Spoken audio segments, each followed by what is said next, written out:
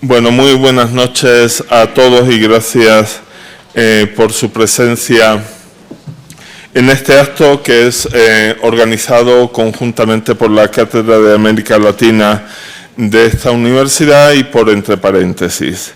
Yo soy Raúl González, en este momento el director de Entre Paréntesis, y voy a ser el moderador del acto.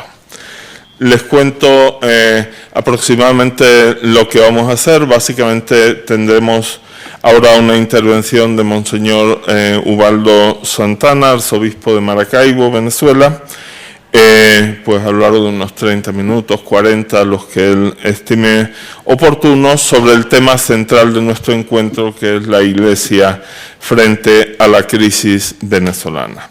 Después de eso, don Enrique Iglesias, el director de la cátedra, hará un comentario de unos 10 minutos y después tenemos un espacio para preguntas del público. Para hacer estas preguntas van a ser hechas por escrito y los profesores de la cátedra pues las filtrarán y me las harán llegar, yo las plantearé. Entonces, cuando ustedes tengan alguna pregunta, se les ocurra, levanten un poco la mano para que la persona que va a estar atenta a eso se acerque a ustedes y les dé un papelito, se lo rellenan la pregunta, se lo dan a ella, y en el turno de preguntas, los minutos que nos queden al final, pues yo recibiré las preguntas de ustedes. Más o menos ordenadas, puestas juntas, las que se parezcan mucho, etc. Terminaremos sin falta a las 9:30, no más tarde. Bueno, y esa es básicamente la estructura del acto. Querría decir 3 palabras para presentarles a Monseñor Ubaldo Santana, como les digo, el actual arzobispo de Maracaibo, en Venezuela. Monseñor Santana nació en Cagua, Venezuela, en 1941. Es miembro de la Congregación de los Hijos de María Inmaculada, religioso por tanto. Es sacerdote desde 1968. Fue nombrado obispo auxiliar de Caracas en 1990, consagrado después como obispo de Ciudad Guayana, y ahora es arzobispo de Maracaibo, que es la segunda ciudad del país. Monseñor Santana hizo sus primeros estudios eclesiásticos en Francia, luego la licenciatura en Teología por la Universidad Gregoriana de Roma, y es también licenciado en Educación por la Universidad Católica Andrés Bello de Caracas. Él ha desempeñado varios cargos en la Conferencia Episcopal Venezolana, incluyendo el del presidente de esa conferencia del año 2006 al 2012. Monseñor Santana es probablemente conocido de los que de aquí hemos estado en Venezuela por su muy intenso trabajo pastoral, del cual yo me beneficié y algunos de los aquí presentes, porque él llevaba en un tiempo la Escuela de Animación Misionera, en la cual tuve la suerte de participar cuando era estudiante, etcétera. Él ha estado en el terreno de lo pastoral, pero el terreno de lo pastoral, quiérase que no, ha llevado a los obispos venezolanos también al terreno de lo sociopolítico, les guste más o menos, porque en el trabajo pastoral uno se encuentra la voz de la gente, los problemas de la gente. Entonces, la Conferencia Episcopal Venezolana hace unos días, una semana escasa, produjo una exhortación pastoral en términos muy duros desde el punto de vista social y también desde el punto de vista político, muy explícitos. Una exhortación corta que vale la pena leer, es apenas, yo pienso, un par de páginas, y que fue presentada pues, por el presidente de la Conferencia Episcopal, Monseñor Padrón, y también por Monseñor Santana, que estaba allí en esa presentación. Entonces, hemos invitado a Monseñor Santana a hablarnos pues, de los aspectos que él estime oportunos de este tema de la Iglesia frente a la crisis venezolana. Muchas gracias. Muy buenas noches a todas las personas aquí presentes. Muchísimas gracias a Raúl por su invitación a participar en este coloquio organizado por Entre Paréntesis, por la Cátedra de América Latina, y aprovecho para saludar también a don Enrique Iglesias, fundador de esta cátedra en la Universidad de Comillas. Un saludo también muy cordial al padre Julio, el rector de esta universidad, y a todas las demás personas que de un modo o de otro han propiciado este encuentro. Debo decirles que yo aquí esta noche me siento un poco como en mi casa, porque veo muchos rostros amigos y muchos rostros familiares de personas a las cuales me siento muy vinculado y con las que he compartido muchas experiencias de carácter pastoral a lo largo de mi vida, tanto como sacerdote como obispo. Y por consiguiente voy a hablar con toda confianza y con toda libertad, sabiendo que todos ustedes ubicarán estas palabras mías dentro del contexto que conocen y les permitirá valorar también y contextualizar lo que yo vaya a decir.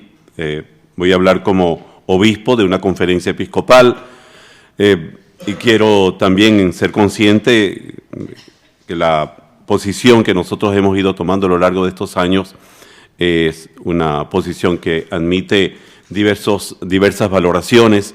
No pretendemos en absoluto haber actuado siempre de la mejor manera, pero creo que sí puedo decir que en estos últimos años la Conferencia Episcopal Venezolana ha ganado mucho en unidad, en fraternidad y en mayor coherencia interna. Y creo que esa ha sido la mayor valoración que hemos adquirido en estos últimos años.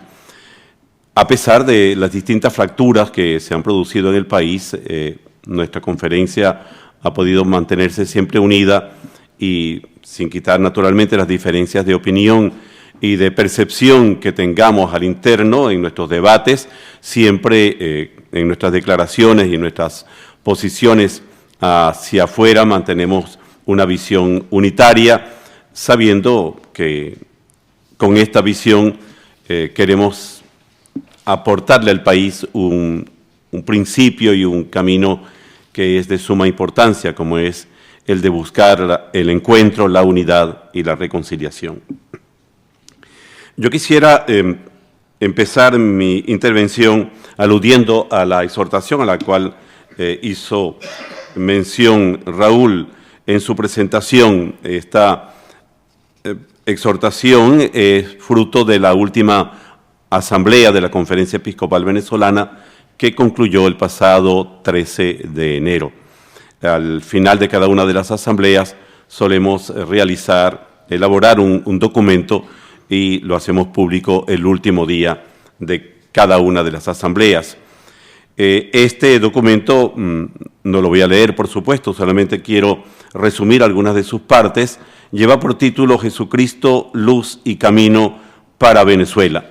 Y a partir del título hemos querido dividir nuestra exhortación en dos partes. Aquello que consideramos que es oscuridad y sombras en el país y aquello que nos podría conducir hacia la luz. En la primera parte, que toca el tema de la oscuridad, el oscuro panorama de Venezuela, señalamos que la realidad venezolana es extremadamente crítica y la consideramos como una de las más críticas de esta época contemporánea. Y allí señalamos algunos de los índices y de los indicadores por los cuales nos consideramos sumidos en una crisis de gran magnitud. Yo no voy a enumerarlos porque todos ustedes seguramente están ya muy bien informados y conocen todos esos indicadores que no cuentan tanto por la larga enumeración de aspectos que contienen, sino por el impacto que tienen sobre las personas y por lo que significa de dolor y de sufrimiento y de desgarramiento interno de hogares, de familias, de personas que los padecen.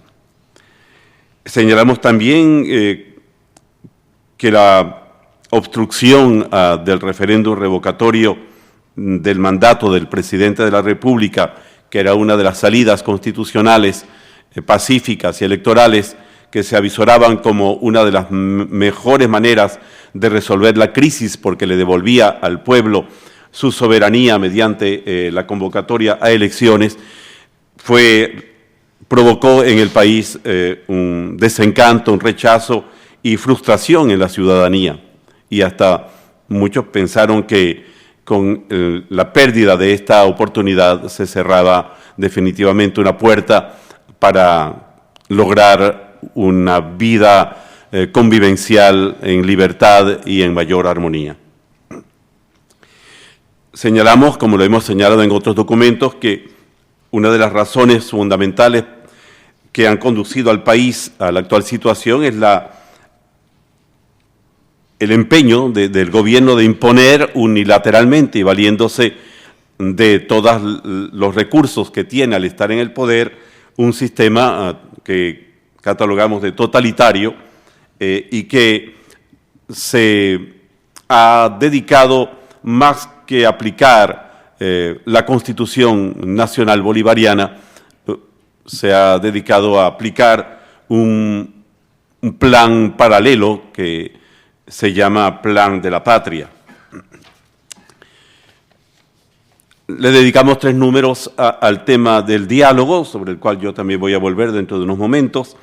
Aquí señalamos que esta primera fase del diálogo ha resultado infructuosa, que el rol de la Santa Sede no ha sido el de intermediario o de mediador, sino sencillamente de facilitador, y lamentamos que este servicio que el Papa Francisco ha querido prestar a Venezuela no haya sido bien interpretado. Y también creemos que a pesar del fracaso de este primer intento, vale la pena seguir avanzando en buscar establecer un diálogo, pero creemos que se deben dar condiciones para ello. Y hemos asumido los 4 puntos que el cardenal Parolin, el actual secretario de Estado, señaló en una de las cartas que dirigió a la mesa del diálogo y en la cual indica 4 acuerdos básicos a los que se había llegado y que necesitan, por consiguiente, ser respetados, asumidos e implementados. Esos 4 acuerdos son los siguientes: aliviar la grave crisis de abastecimiento de comida y medicinas que está sufriendo la población. El segundo, las partes concuerden el calendario electoral que permita a los venezolanos decidir sin dilaciones su futuro. El tercero, se tomen las medidas necesarias para restituir cuanto antes a la Asamblea Nacional el rol previsto en la Constitución. Y el cuarto, se apliquen los instrumentos legales para acelerar el proceso de liberación de los detenidos. Aquí concluye la primera parte. En la segunda parte del documento se asienta la necesidad de que los cristianos entiendan su rol en este momento como sal de la tierra y luz del mundo, que entendamos, porque somos todos allí cristianos involucrados en una misma realidad, que debemos participar todos como portadores de luz y de esperanza, y que la misión del cristiano tiene necesariamente en este momento una dimensión política de extraordinaria importancia. Y asumiendo una de las frases que nos dirigió el Papa Francisco en una de sus últimas salutaciones, creemos que hay que generar gestos valientes e iniciativas innovadoras, que no deben venir necesariamente de las cúpulas ni de las organizaciones partidistas, sino deben venir de la base, de la misma capacidad del pueblo de unirse y de buscar salidas que le haga sentir al conjunto de las autoridades la necesidad de construir una convivencia libre, justa y fraterna, de hacer entender que este asunto no es un asunto, o esta crisis, o la solución de esta crisis no es una solución que le compete a una minoría, a una élite, sino que le compete al conjunto del pueblo, que no se debe esperar en soluciones externas, sino en la capacidad del mismo pueblo de buscar juntos la salida, y que es una imperiosa necesidad de no permanecer como simple espectador, y que todos debemos ser protagonistas del presente y del futuro del país.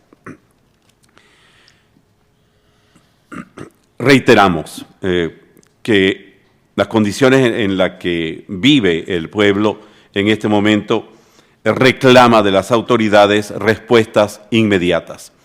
Creo que esta es una de las razones por las cuales el diálogo no encontró buena aceptación, la mesa del diálogo, o la primera propuesta del diálogo no encontró buena aceptación en el pueblo porque, bueno, como todos sabemos, esos son procesos largos de ponerse de acuerdo sobre temáticas, objetivos, agendas, calendarios e itinerarios, y mientras tanto el pueblo está clamando por comida, por medicina, por seguridad y por protección, y por consiguiente una cosa parecía ir en contradicción completa con las urgentes necesidades que el pueblo está enfrentando.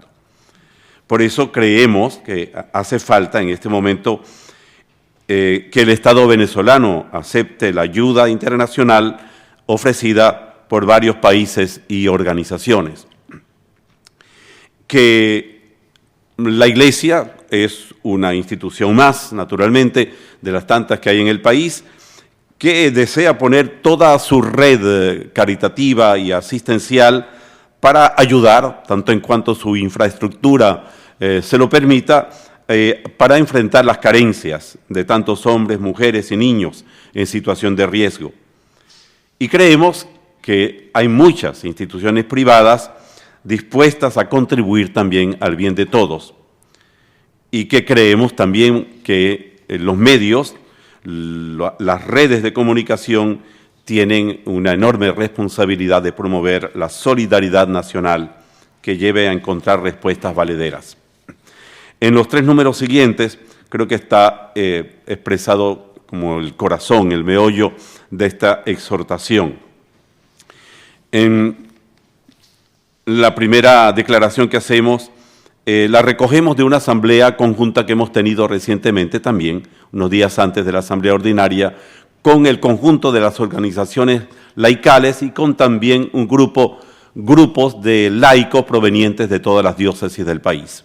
Y allí en la declaración que se hizo al final de ese evento, se clamó por un cambio profundo de la orientación política del país que sea producto de la decisión del pueblo soberano, tal como lo consagra el número 5 de la Constitución, y que le permitan al pueblo ser el soberano en elegir si quieren optar por el programa o el sistema socialista llamado del siglo XXI, que no figura como tal, como título así en la Constitución, o si quieren optar por un sistema democrático tal como está diseñado en la Constitución Nacional. Y hacemos nuestra también la llamada que se hizo en ese documento, que se ponga en marcha un itinerario electoral, tal como se acordó en la mesa del diálogo. El segundo punto que creemos importante es es urgente emprender entre todos acciones que conlleven a la superación de la crisis del país. Y enumeramos: reactivar el aparato productivo, garantizar la vigencia del Estado de Derecho, reconstituir el tejido social fracturado, valorar la ética personal, familiar y comunitaria, fomentar la honestidad y la responsabilidad en la vida pública, promover la reconciliación entre las personas y grupos y, en definitiva, renovar por completo la vida del país. Y finalmente, ante la desesperanza reinante que paraliza la dinámica de toda buena y oportuna iniciativa, y aquí el texto no lo dice, y que ha provocado también este enorme éxodo de venezolanos a tantas partes del mundo, exhortamos a todas las agrupaciones políticas, a las distintas confesiones religiosas, a los gremios y asociaciones, a las universidades y al amplio mundo educativo, a los medios de comunicación, a lograr puntos de encuentro que favorezcan la articulación de los diversos sectores en un proyecto común del país. Es decir, aquí estamos apostando por la salida, una salida lo más posible consensuada, una salida lo más pacífica posible, aunque ustedes saben cuán altos son en este momento los índices de violencia y de muerte en el país, que sea una salida que genere esperanza y que abra las puertas a una recuperación en lapsos los más cortos posibles de los principales indicadores económicos y sociales y políticos que en este momento están muy mal. E insistimos nuevamente en que el gobierno siga teniendo más actos hacia los detenidos por causas políticas o causas de conciencia y tome instrumentos legales y constitucionales para poner en libertad inmediata a la gran mayoría de esos ciudadanos. Este es el contenido de esta exhortación que está, creo yo, en consonancia y en coherencia con todas las demás exhortaciones que hemos hecho en estos últimos años. Yo quisiera, después de esta presentación,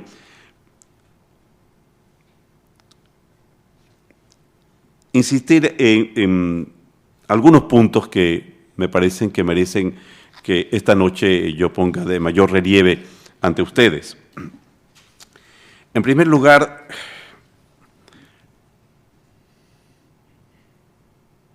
¿cómo vive el pueblo venezolano? Digamos, cómo crecer en sensibilidad hacia lo que le está ocurriendo al pueblo venezolano, y aquí hablo, por supuesto, pueblo venezolano sin distingos de ningún tipo, porque lo que está pasando en el país lo está sufriendo el pueblo, cualquiera sea su color, su preferencia política, sus simpatías hacia un lado o hacia otro. Bueno, yo creo que no hay derecho, ¿verdad?, a que nuestra gente tenga que sufrir tanto.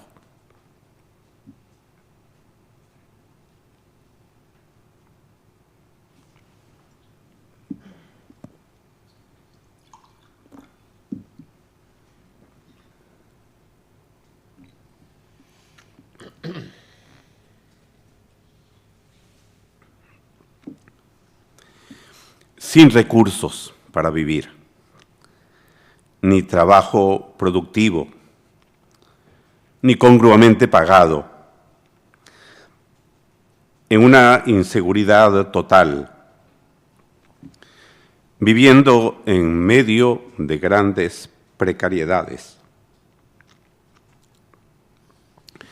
Hay que decir que esto también ha producido grandes movimientos de solidaridad.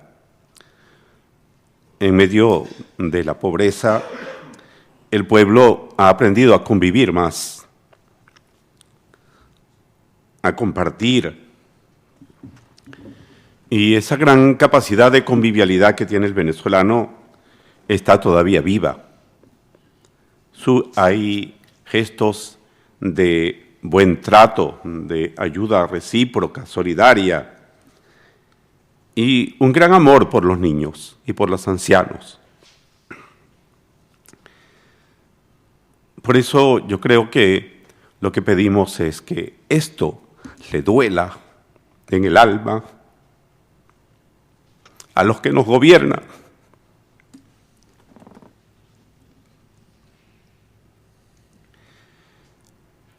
¿qué hemos tratado de decir nosotros como iglesia? ¿Cómo hemos tratado sobre todo de vivir?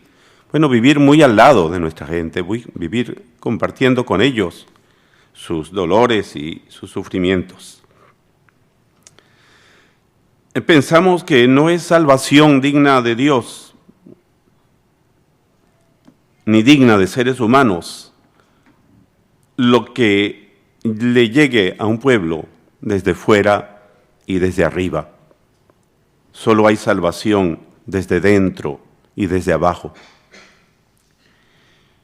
Incitamos a acogernos más, a ayudarnos más, a apoyarnos, a alentarnos, a tener gestos valientes de solidaridad, a levantarnos juntos de la postración y a hacernos cada día más hermanos.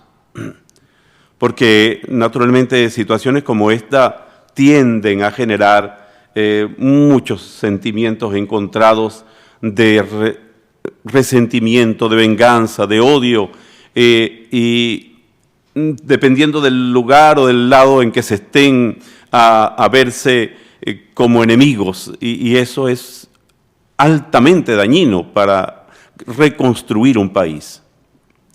Por eso necesitamos como sembrar muchísima capacidad de generar fraternidad. Creemos, y yo creo que es un derecho que está asentado gracias a la legislación española desde el siglo XVI, cuando se superó el famoso derecho divino de los reyes, ¿verdad? Que el pueblo tiene derecho a darse gobernantes y tiene también derecho a destituirlos si le conviene.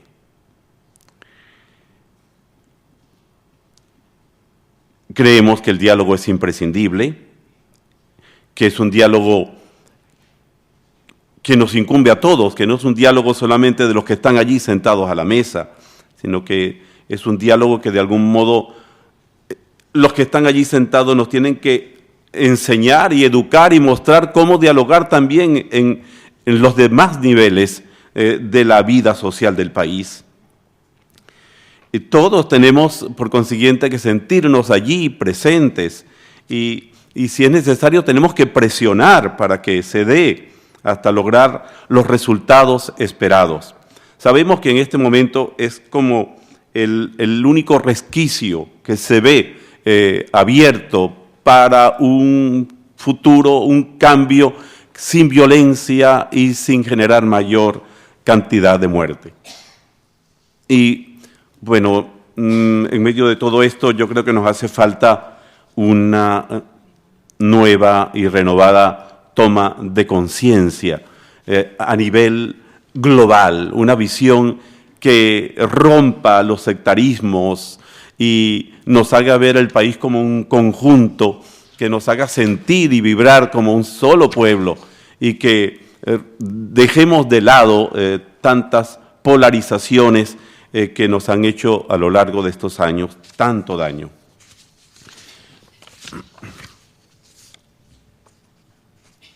¿Por qué nosotros insistimos tanto en el diálogo? Bueno, porque en este momento, como dice uno de los escritores que tenemos allá en Venezuela, el padre Trigo, que es muy conocido, el padre Pedro Trigo, dice, bueno, ¿por qué el diálogo es necesario? Porque él dice, en este momento el diálogo es imposible y por consiguiente hay que hacerlo posible.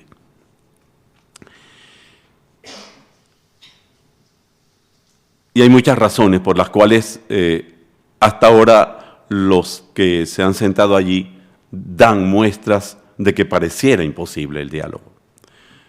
Y no, creo que tenemos que creer el diálogo, efectivamente, como decía el enviado de la Santa Sede, Monseñor Cheli, si no aprendemos a dialogar, si no hacemos diálogo, la otra puerta es la puerta de la violencia y del derramamiento de sangre. Los obstáculos que existen para el diálogo son muchos. Digamos que no hay confianza en este momento, sobre todo de la oposición, no tiene confianza en que el gobierno va a respetar acuerdos. Existe esa brecha ahí que parece infranqueable de confiar. Sin confianza es imposible avanzar en un diálogo, y eso todavía no se ha logrado. Todavía los términos que se utilizan dentro de la mesa del diálogo son muy distintos a los términos con los cuales cada una de las partes luego se dirige a sus distintos partidarios. En la mesa se habla en un tono y hacia afuera se habla en otro tono mucho más agresivo, mucho más confrontacional, y a veces con insultos y discriminaciones. Entonces no hay coherencia, y sin coherencia interna entre los dialogantes es difícil que los que estamos viendo como espectadores lo que allí ocurre podamos crecer en confiabilidad y confianza.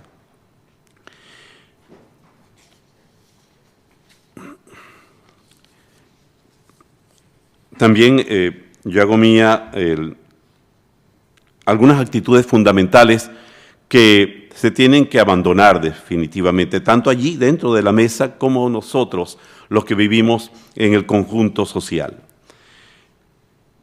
Son estas las actitudes que creemos que debemos de fomentar. En primer lugar, abandonar las visiones parciales, grupales. El gobierno hizo muy popular una frase con PDVSA diciendo ahora Venezuela es de todos. Pues no, no es de todos. Todavía hay muchos venezolanos que no sienten Venezuela suya. Unos que se han ido, otros que se han quedado, pero ahí tenemos una deuda enorme. Tenemos que tomar conciencia que vamos en un mismo barco y que por consiguiente hay que trabajar muy fuerte en el campo educativo, en la pedagogía del bien común, del bien del conjunto. Todos tenemos que salir ganando, no algunos privilegiados.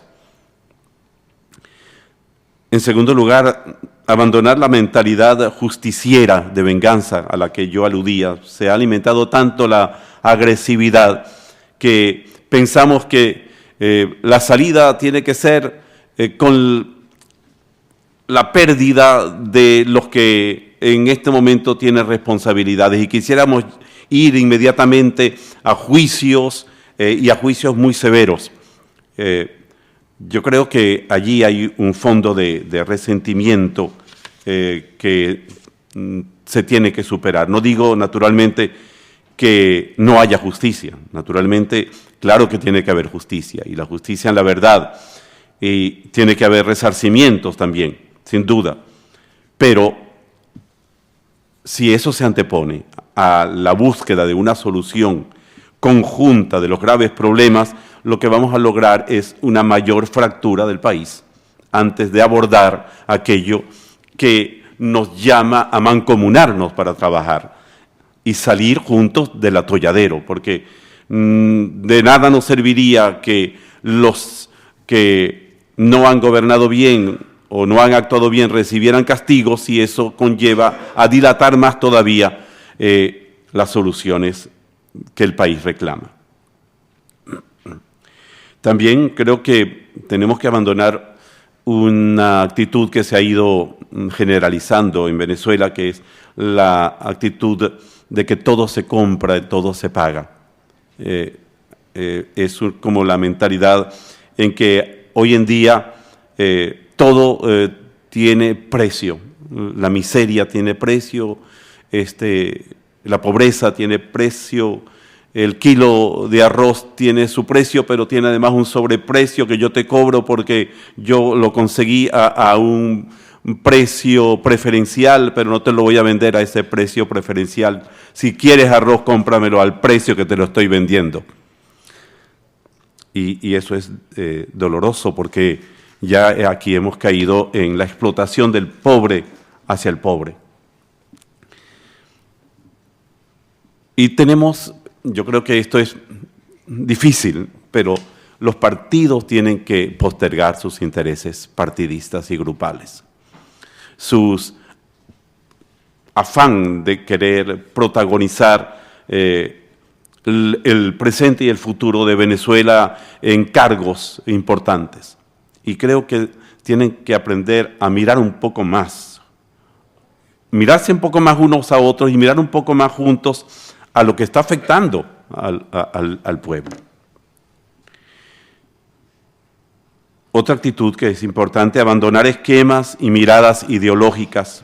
Nosotros ya nos estamos viendo de colores. Y estamos tan hipersensibilizados que ya no podemos ver una camisa roja o una camisa de un color o de otro color porque ya nos estamos estigmatizando o condenando o odiando sin saber quién la lleva y por qué la lleva y quién es. Estamos en una emergencia, en una grave emergencia, y en las emergencias, si un barco se está hundiendo, ya no es cuestión de que haya que tirar a algunos por encima de borda para que se queden los que se puedan salvar. Creo que todos tenemos que salvarnos y salvar el barco también. Y las soluciones en situaciones de emergencia pues son de dos tipos. El padre Ugalde dice que hay que ir de nuevo a aquellos años en que se buscó resolver situaciones de emergencia, y hay que hacerlo, indudablemente, porque hay que paliar el hambre lo más pronto posible, y hay que favorecer la consecución de medicinas, y hay que asegurar el mejor funcionamiento de algunos servicios básicos como agua y electricidad, educación y transporte. Pero también todo eso sin dejar de mirar hacia soluciones de mayor calado, de mayor profundidad. Hay que buscar soluciones de fondo, no nos podemos quedar en atender solamente la emergencia.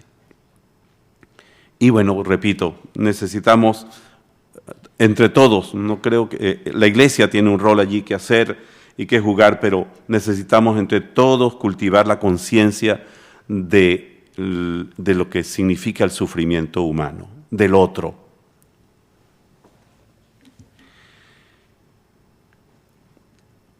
Y abandonar una serie de actitudes que se han ido estableciendo en Venezuela desde la época petrolera. Me estoy refiriendo al rentismo populista y pensar en formar también sujetos protagonistas libres sobre la base de la formación profesional para el trabajo, sobre la base de la educación y sobre la base de la cultura del trabajo eficiente, productivo, honesto y solidario. Y bueno, hay que rehabilitar a millones de personas para que dejen de ser personas de descarte. No podemos pensar en iniciar un nuevo ciclo de la vida del país con seres descartados o parasitarios o asistenciados. Tenemos que buscar la manera de que cada ser humano recupere su dignidad. Y bueno, yo estoy convencido, yo creo que muchos en la Iglesia también estamos convencidos, la solución no es punitiva, no es carcelaria, la solución es rehabilitadora.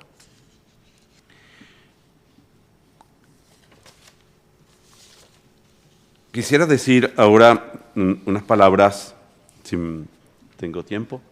Sí. Una palabra sobre dos realidades, una que podríamos considerar negativa y otra positiva. La realidad de la minería ilegal y de todo este tema del arco minero que está afectando todo el sur del país, en el estado Bolívar y también en el estado Amazonas. Y quiero hacerlo a partir de unas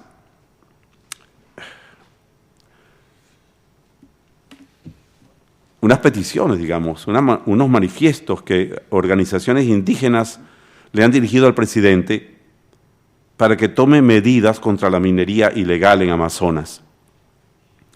Minería de oro en muchos ríos, como el Orinoco, el Atabapo, el Guainía, el Sipapo, el Alto Cuao, el Manapiare, el Ventuari y otros. Para tratar de detener la contaminación de las aguas por la presencia de mercurio y por la utilización de chupadoras industriales que están destruyendo los cauces de los ríos, están introduciendo sustancias tóxicas, están alterando el ecosistema fluvial, están influyendo en la vida de numerosas personas, está deforestando de una manera salvaje el sur y están desviando cursos de agua. Además, esto trae también como consecuencia contrabando, tráfico de combustible, prostitución, delincuencia organizada, entrada ilegal de personas foráneas de Colombia, Brasil y presencia de grupos armados y del narcotráfico.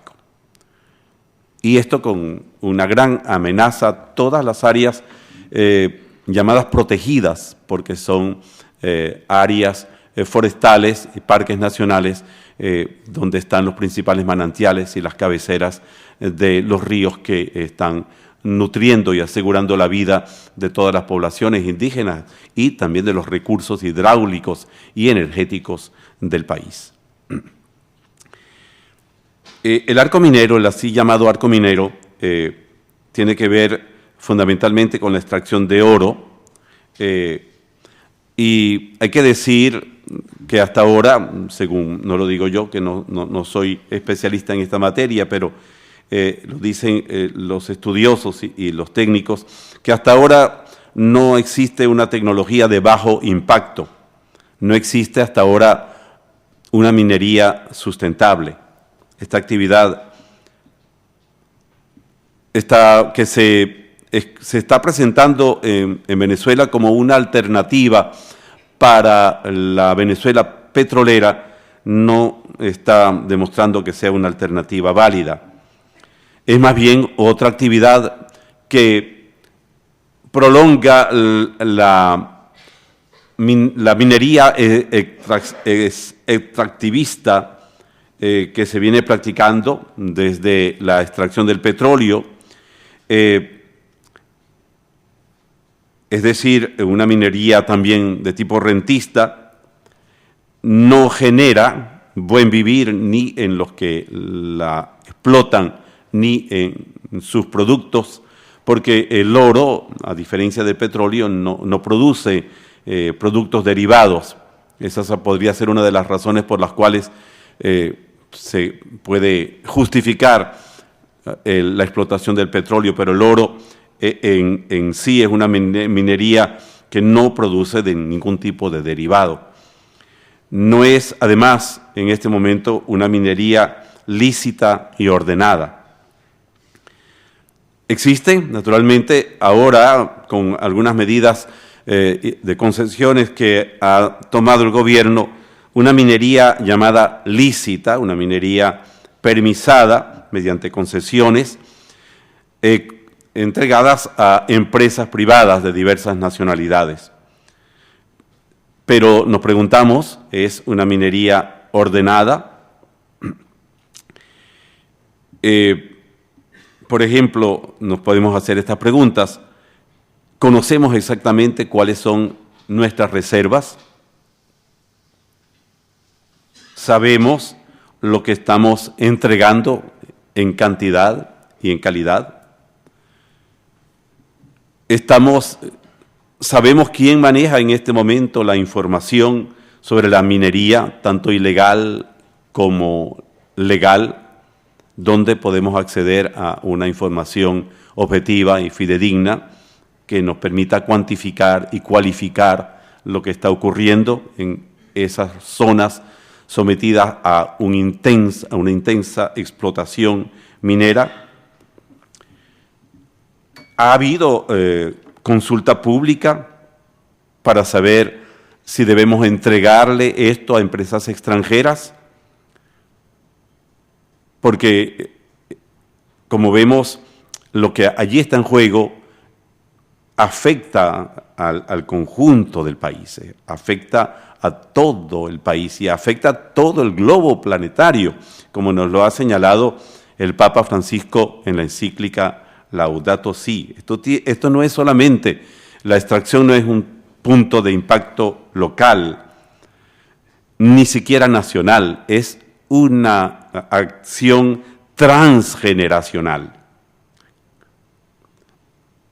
¿Cómo se van a atender los impactos que esta minería está causando? ¿Se saben cuáles son y se tienen ya planes concretos para responder a esos impactos? ¿Cómo se está haciendo? ¿Qué planes, qué programas hay para prevenir que no se produzcan daños irreversibles? Los indígenas, sobre todo los del Alto Orinoco, consideran, y esto está presente en las comunicaciones que ellos han hecho llegar a través de sus diversos organismos representativos, de sus derechos étnicos, ancestrales y sus derechos humanos, ellos dicen que hay otros modos, que en este modo que se está haciendo, ellos no han sido tomados en cuenta, ellos no han sido consultados. Ellos no forman parte ni de los trabajos ni de los beneficios. Más bien, ellos están siendo desplazados, porque allí donde están molestan, porque evidentemente en la Constitución se establece que ellos tienen un derecho ancestral sobre esas tierras, que eso es su patrimonio y que por consiguiente es a ellos a quienes les corresponde decidir en primer lugar o por lo menos ser consultados y oídos de qué se va a hacer allí.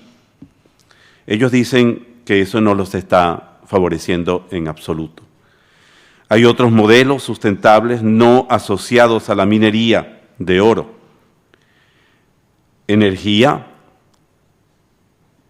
otro tipo de energía, el cultivo y el aprovechamiento de los bosques, el turismo de aventura y el desarrollo de más de 1.600 kilómetros fronterizos que hay con Colombia. Y yo quisiera decir finalmente unas palabras sobre el otro punto que qué está haciendo la Iglesia frente a esta situación de la minería ilegal y también de las concesiones legales que no son solamente una realidad venezolana, sino que se dan en toda la Amazonía. Pues la Iglesia ha querido responder con una realidad que se llama el REPAM, que es la Red Panamazónica Continental, y mediante la cual países como Brasil, que tiene naturalmente la mayor superficie, alrededor de un 70% de la superficie amazónica continental, y luego Ecuador, Bolivia, Colombia, Guyana, Perú y Venezuela, quieren trabajar juntos, no solamente los obispos, sino todos los que están involucrados en la vida de la región panamazónica, para que los pueblos que allí viven, particularmente los pueblos indígenas, puedan conocerse entre ellos, establecer unas redes organizacionales más amplias que las locales, puedan compartir sus inquietudes, puedan compartir sus anhelos, puedan buscar espacios de colaboración, puedan buscar cómo caminar juntos y puedan hacerse dueños y protagonistas de su territorio. También para que les sea reconocido el derecho de autodeterminación de sus planes de vida y que se les respeten sus tradiciones culturales y espirituales, y que surja allí desde la Iglesia y desde sus peculiaridades todos los rostros propios y locales que son en este momento desconocidos, despreciados y escondidos, y que tienen probablemente la mejor respuesta llena de esperanza y de vida que los pueblos originarios le puedan dar al conjunto de los pueblos latinoamericanos y del mundo. Por eso la Iglesia está empeñada en participar desde sus propias organizaciones como el CELAM y sus conferencias, y desde las diversas asociaciones y agrupaciones de derechos humanos, y junto con las organizaciones no gubernamentales y otras organizaciones públicas y privadas, en darle cada día más fortaleza a la red panamazónica. Y bueno, yo quiero terminar mis palabras con esta esperanza, ¿verdad? Ojalá que haya aquí, en este núcleo pequeño todavía, quizás como una semilla de mostaza y por consiguiente muy de carácter evangélico, una semilla de esperanza para que entendamos por dónde es que los pueblos latinoamericanos pueden efectivamente encontrarse con la realización del reino de Dios y también con la realización de sus más profundas aspiraciones humanas, culturales, tradicionales y espirituales. Gracias.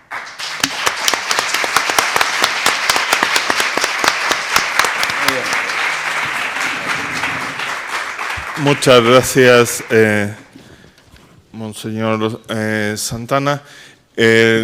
Si alguien quiere plantear una pregunta o tal, puede levantar la mano y le darán la hojita pertinente. Vamos a escuchar a continuación el comentario del doctor Enrique Iglesias, director de la Cátedra de América Latina de Comillas. Muchas gracias, Monseñor, por su presencia en esta casa, como muy bien se lo ha dicho el señor rector, y muy honrado en esta cátedra sobre América Latina contar con su visión, la visión de la Iglesia sobre la situación actual de Venezuela. Nos honra con su presencia y nos enriquece el conocimiento de la realidad latinoamericana, que es uno de los objetivos que persigue esta cátedra, que ha sido creada precisamente para estimular y alentar en el seno de esta prestigiosa casa los problemas de América Latina. De manera que lo primero es agradecerle su contribución a los objetivos mismos de esta cátedra, y su presencia nos honra y nos beneficia. El caso venezolano está arriba de la mesa. Si me permite, yo le diría, estaba comentando usted antes de iniciar esta exposición suya, yo tengo una vieja vinculación con Venezuela. Debo decirle que mi primera visita fue en el año 1957, que ya es decir, ¿no? Como joven, muy joven, visitando la Universidad de Venezuela en esa época, un momento difícil, un momento de la dictadura en Venezuela, en toda el área, pero Venezuela en particular. Y después tuve mucha vinculación a través de mi trabajo en el Banco Interamericano, en la CEPAL, en fin, he conocido a muchos de sus jefes, de sus presidentes, comenzando por Carlos Andrés, Caldera, Herrera Campins, Lucinche y Chávez también. De manera que así fui conociendo y viví, incluso trabajé un par de años en la preparación del cuarto plan de Luis Enrique Oberto, no sé si se acuerda. Bueno, pues ahí yo le diría que conocí a su gente, muchas gracias, doctor. Conocí a su gente y tengo una gran admiración por el pueblo venezolano, por la calidad humana, la apertura, la generosidad.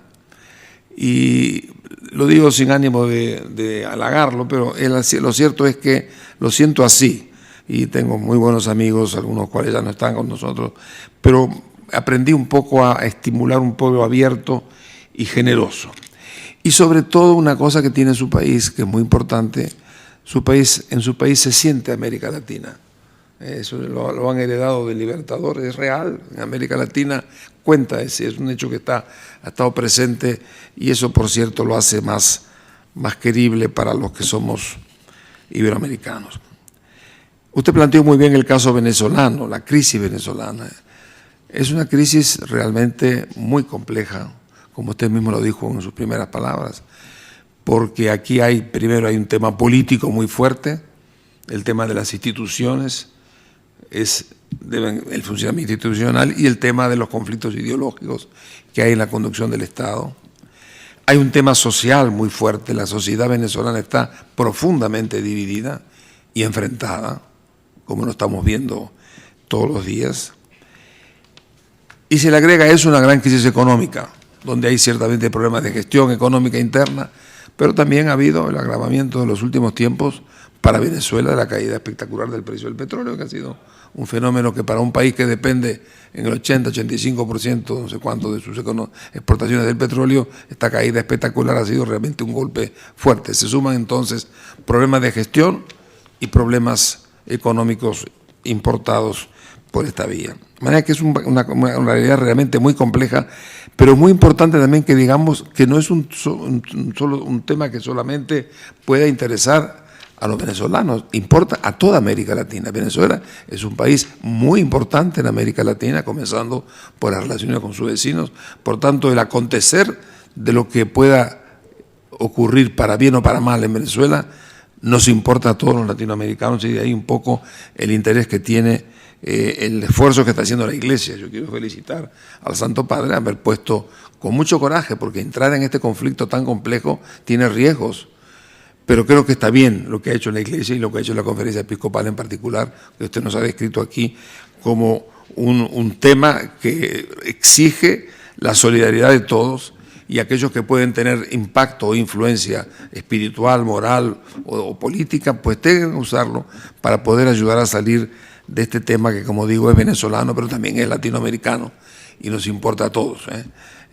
Yo conozco muy bien, por ejemplo, la gran preocupación que tienen en Colombia por la situación de Venezuela y la que se tiene en Brasil, y todo eso hace que el tema nos importe a todos y todos nos sentamos comprometidos en una forma u otra en ayudar al país a salir de este paso.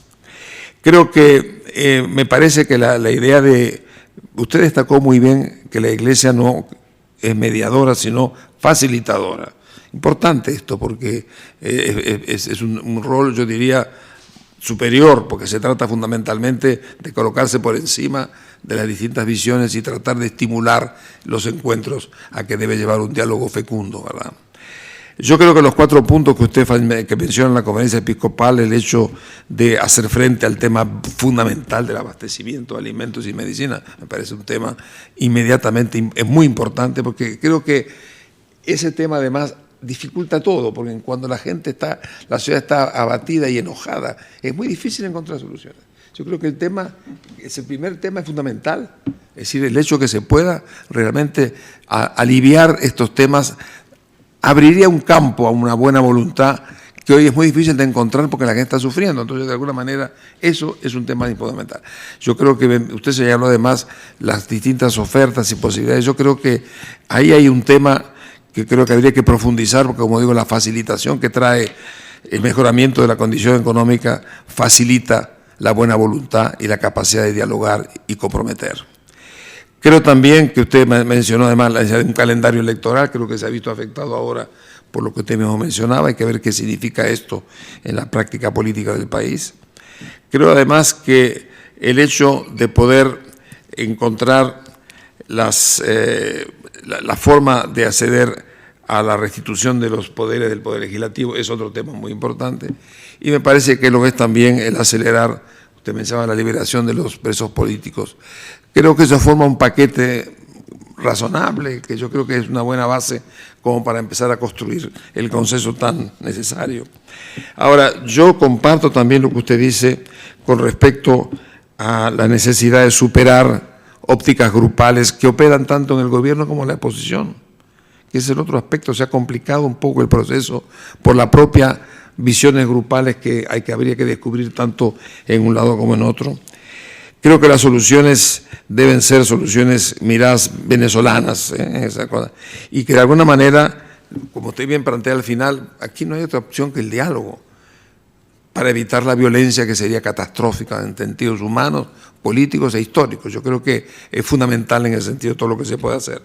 De manera que yo me parece felicitar a la Iglesia y a la Conferencia por trabajar, y lo único que había que decirle, hay que seguir adelante y no desmayen en el esfuerzo. Yo me imagino que hay frustraciones, pero yo creo que de alguna forma no hay otra alternativa que el diálogo para superar la violencia, que siempre es mucho más costosa y mucho más dramática que cualquier otra alternativa. En sus últimas expresiones, usted habló de un tema general que me gustaría subrayar. El tema de la minería no es solamente un tema venezolano, es un tema de todo el mundo. Los africanos lo han tenido en forma violenta en los últimos años y lo tiene también América Latina. Es decir, la minería avanza en la extracción sin preocuparse de lo que queda después o lo que se destruye con todo eso. Yo creo que es muy importante que, así como lo han hecho organizaciones de tipo social, es decir, que se destaque cómo degrada no solamente la naturaleza, sino también las personas que están detrás de todo esto. Lo hemos visto en Brasil, lo estamos viendo en el Perú, los conflictos que hay en este momento, en Colombia. Yo creo que me parece muy bien que la Iglesia de alguna forma asuma esto y lo ponga arriba de la mesa, como también lo felicito por el hecho de que den entrada al tema de las comunidades originarias, que hay que de alguna manera entender y respetar como temas a los cuales no podemos dejar de apuntar. De manera que yo creo que el tema central de su mensaje es el mensaje de la Iglesia. El diálogo es la única alternativa, hay que seguir dialogando y despertando la buena voluntad que esté por encima de los intereses grupales, incluso por encima de las ideologías. Hay que poner el país de pie. Y eso es lo que realmente está detrás de este esfuerzo que están haciendo ustedes, que me parece, por cierto, muy, muy admirable y agradecible. Nada más que yo estos comentarios, así podemos pasar un poco a las preguntas. Muchísimas gracias, doctor Iglesias. Si tienen alguna pregunta más, pues el procedimiento sigue abierto, diríamos, hasta que terminemos. Empezamos por las preguntas más difíciles, en el sentido de que tratan sobre el diálogo, pero no sobre el diálogo en general, sino sobre el diálogo en particular, el que está facilitando la Iglesia en Venezuela. Una primera pregunta, y quizá vamos a hacer la segunda junto con la primera. ¿Cree usted posible realmente, la persona puso realmente con una flechita, siendo así supongo que para evitar lo imposible que hay que hacer, ¿no? ¿Posible realmente una salida sin violencia para Venezuela cuando una de las dos partes no da ningún tipo de paso encaminado a cambiar de posición? Esa es la lógica de la pregunta. O sea, ¿es posible un diálogo? Y una pregunta que de alguna forma está asociada a esa se refiere a la mediación vaticana. ¿Cuál es la postura del Papa Francisco, el nuncio Cheli y ahora, según parece, será Aldo Giordano el que continuará? Es decir, ¿cuál es su impresión en primer lugar sobre las posibilidades reales del diálogo? En segundo lugar, sobre el rol del Vaticano. Hay preguntas en esas dos direcciones. Sí, quizás la primera. Debo decir que en estos últimos años ha habido varios intentos de diálogo. Y yo he tenido la oportunidad de participar en el inicio de algunos de ellos. Ninguno de los anteriores ha sido fructuoso. Y yo creo que eso es lo que ha sembrado ya en la mentalidad de muchos venezolanos la idea de que eso es perder tiempo. Puede ser que sea porque nosotros no tenemos tradición de dialogar o de haber resuelto nuestros problemas por ese camino. La historia en Venezuela muestra que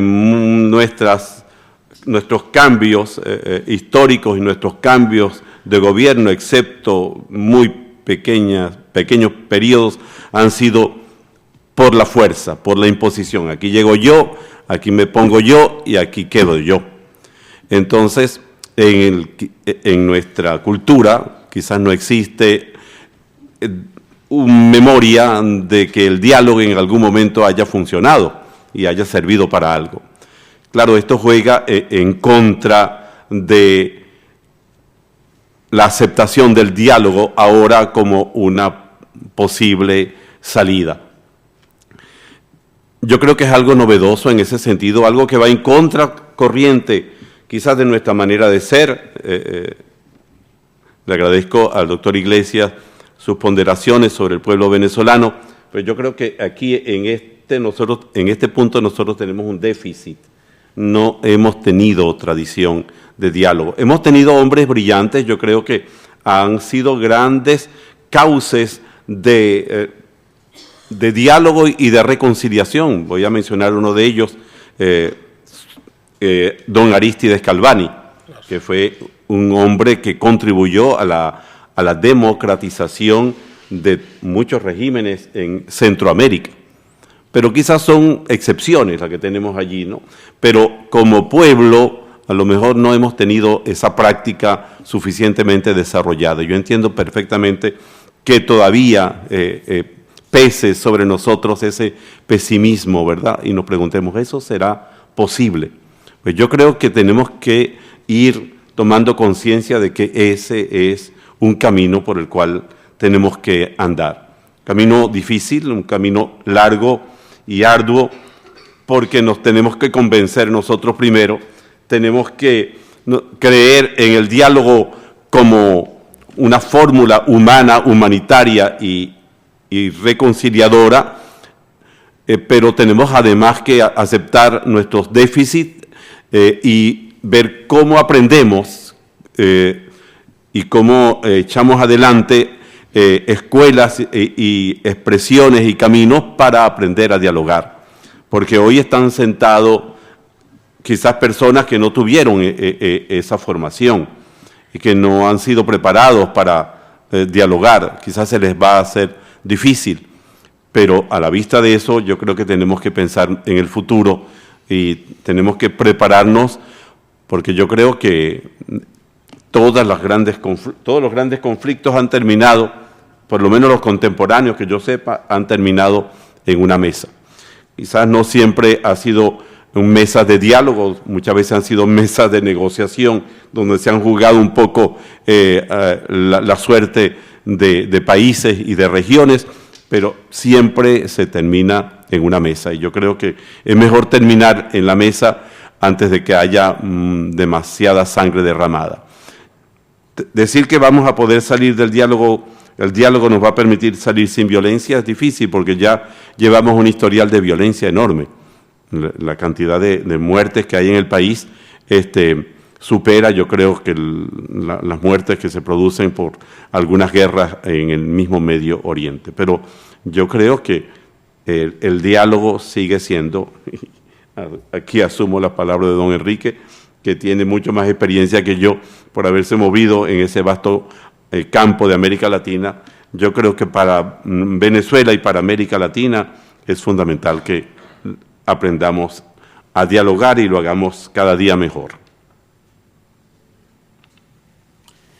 Bueno. Y en cuanto a la segunda pregunta, bueno, aquí debo decir con toda sinceridad que la participación de la Santa Sede en el diálogo, la aceptación y su participación se hizo directamente con la oposición y con el gobierno. Nosotros, como Conferencia Episcopal, no fuimos en ese momento informados. Después se han producido algunas reuniones y nos han ido poniendo al tanto de lo que se quiere, pero al principio no sabíamos exactamente cuál era el rol que venía a desempeñar la Santa Sede en la mesa del diálogo. También sabemos que tanto de un lado como de otro se ha tergiversado esa ignorancia, ¿no? Y se ha pensado que la posición de la Santa Sede era distinta a la posición de la Conferencia Episcopal. No es que sea distinta, es que sencillamente el gobierno ha querido, la parte oficialista ha querido que sea la Santa Sede que esté presente, no la Conferencia Episcopal Venezolana. Bueno, tendrá sus razones y las respetamos. Entonces, la Santa Sede es la Santa Sede la que figura como facilitadora, no la Conferencia Episcopal Venezolana, y hasta ahora pues en ningún momento hemos manifestado el deseo de estar allí a como de lugar. Respetamos absolutamente las intenciones y los deseos que tienen ambas partes de escoger sus mediadores y de escoger sus facilitadores. Muchas gracias. Otra pregunta. ¿Cómo siente el ánimo del pueblo humilde venezolano? ¿Hasta cuándo aguantará? Esa dice la pregunta. Allá siempre nos hemos preguntado cuándo tocaremos fondo. Y hay un analista que decía, uno sabe que ha tocado fondo cuando empieza a repuntar.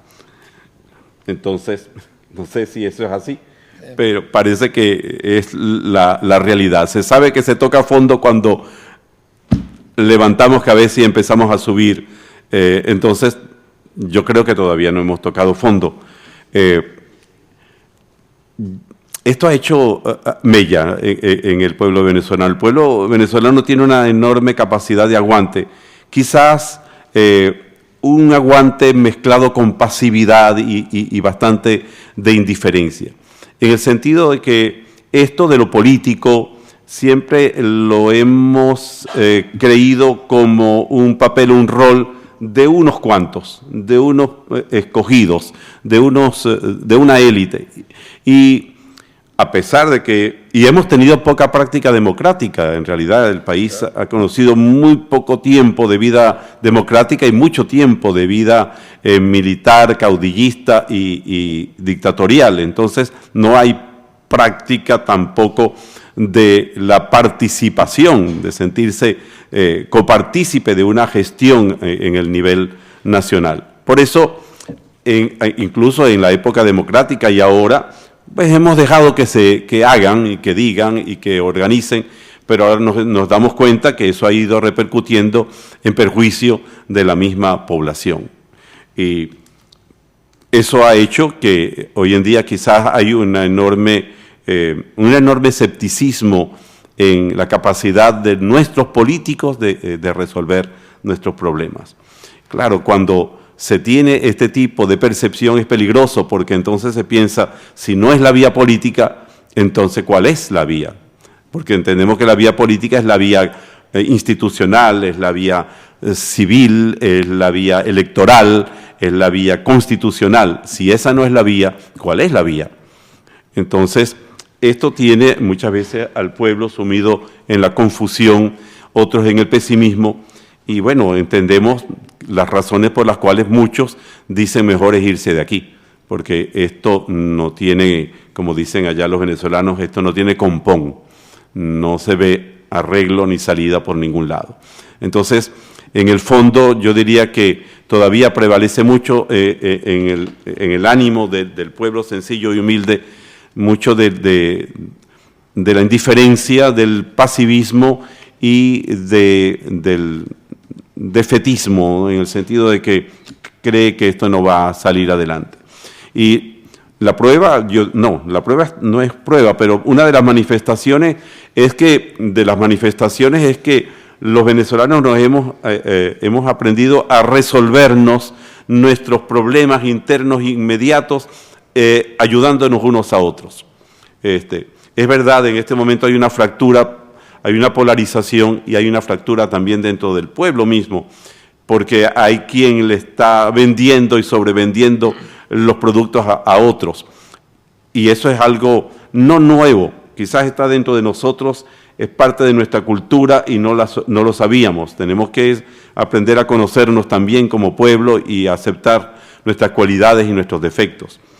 Pero también subsiste, yo creo que la capacidad de esperar, la capacidad de ayudarse y de resolver, por lo menos en un nivel pequeño, vecinal, local, los problemas. Lo que nos falta quizás es mayor visión de conjunto, mejor articulación y mejor organización en niveles más amplios. Bueno, le voy a plantear una última pregunta, pues nos estamos acercando a la hora en que debemos terminar para cumplir. Es una pregunta interesante. ¿Cómo podemos ayudar a la labor de la Iglesia en Venezuela desde España?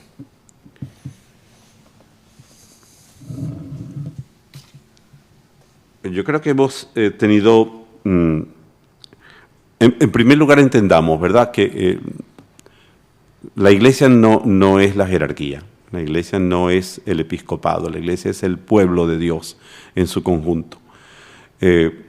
A nosotros nos ha tocado quizás jugar un rol más resaltante en estas últimas fechas, pero no debemos olvidar que hay mucha presencia de comunidades religiosas masculinas y femeninas que están allí alentando la esperanza de mucha gente. Entonces, hay mucho laico también, mucho hombre y mucha mujer sencilla que sin mucha laraca, sin mucho título, sin mucho aparecer en escenario, está haciendo un trabajo enorme para ayudar a sus hermanos. Por eso yo diría que ese sentimiento de sentirnos cada vez más miembros de un conjunto es importante. Y por eso yo creo que vale la pena ayudar a que se desarrollen, además de lo que ya tiene fortaleza o cierta fortaleza, como son algunas organizaciones eclesiales, nos puedan ayudar a fortalecer otras organizaciones intermedias y otras organizaciones de base. Creo que allí es donde creo yo que debemos esperar la mayor ayuda. Ya nosotros tenemos suficiente apoyo e interrelación con las diversas conferencias episcopales, vemos que el Santo Padre está muy atento a nosotros, pero las organizaciones pequeñas, las sencillas, esas son las que necesitan fortalecerse, y habría que ponerse a pensar de qué manera hacerlo, ¿no? Cómo formar mejor a nuestro pueblo sencillo, que no necesitan tener muchos niveles de educación para asumir roles, asumir responsabilidades, jugar un papel importante en su barrio, en su sector, en su vecindario. Estar más atentos, yo diría, al mundo de los pequeños, de los sencillos, y donde lo que allí germine, lo que allí se siembre, lo que allí se fortalezca, eso es fundamental, porque ahí están las raíces de lo que verdaderamente sostendrá y hará que haya iglesia en el día de mañana. No somos nosotros los obispos ni los curas los que haremos que haya iglesia mañana en Venezuela.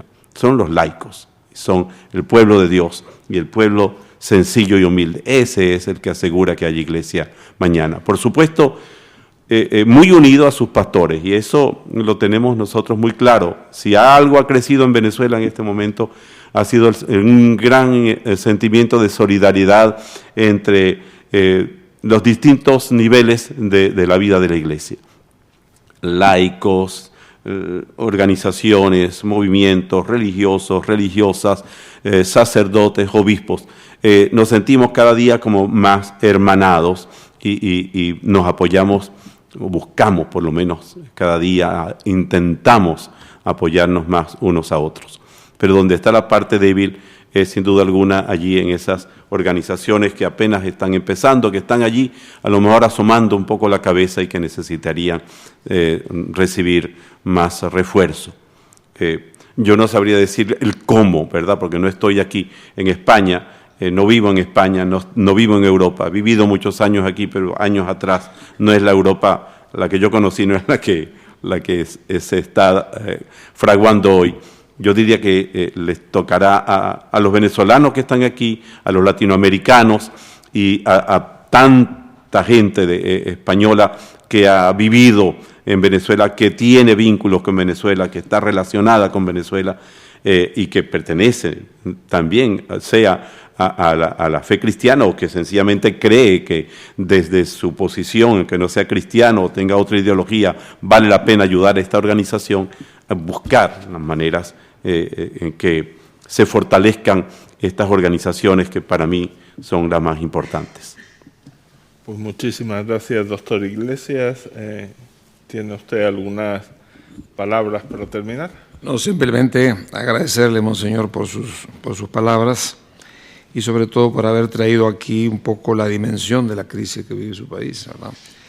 Yo creo que siempre se pueden hacer cosas. Yo creo que de alguna manera el estímulo a continuar trabajando en el diálogo pues es algo que se puede hacer a todos los niveles, incluso a los niveles políticos. Yo creo que en ese sentido España siempre ha sido y sigue siendo un país muy presente en América Latina, y me consta, lo ha dicho el ministro recientemente, que están a la orden de poder incidir en alguna forma en la búsqueda de las soluciones. Yo creo que eso es un poco el resultado, porque el problema central es que si no hay diálogo, ¿qué? ¿Cuál es la alternativa? Es la violencia u otras cosas peores, es decir, dictaduras. Yo creo que por eso que es necesario que haya una solución negociada, pero el diálogo implica siempre cesión, se cede en un diálogo, porque si no, no hay capacidad de llegar a una solución. Todos deben ceder, el gobierno y la oposición, para encontrar un punto común y avanzar. Lo que pasa es que, como usted mismo decía, hay intereses grupales, intereses ideológicos que impiden ese mínimo de renuncia y de concesión para llegar a una solución. Yo no sé, creo que el tema es realmente muy complejo, y lo que tenemos que prestar es que yo me alegro mucho que todas estas personas que nos acompañan estén aquí, porque esas personas tendrán vinculaciones o relaciones de todo tipo con su país, pero el hecho de estar aquí presentes es un estímulo a que aquí en Madrid, en esta casa, haya tantas personas que están interesadas en oír sobre Venezuela, oírlo a usted, oír lo que está haciendo la Iglesia, pero al mismo tiempo están acompañando, y todo eso es positivo, nada más. Yo les agradezco mucho las palabras del doctor Iglesias, agradezco nuevamente la invitación que me han hecho, entre paréntesis, y la cátedra para estar aquí. Les agradezco muchísimo a ustedes el tiempo que se han tomado para estar aquí. Muchísimas gracias a tanta gente querida que veo aquí presente, y discúlpenme los momentos emotivos que he tenido. Muchas gracias.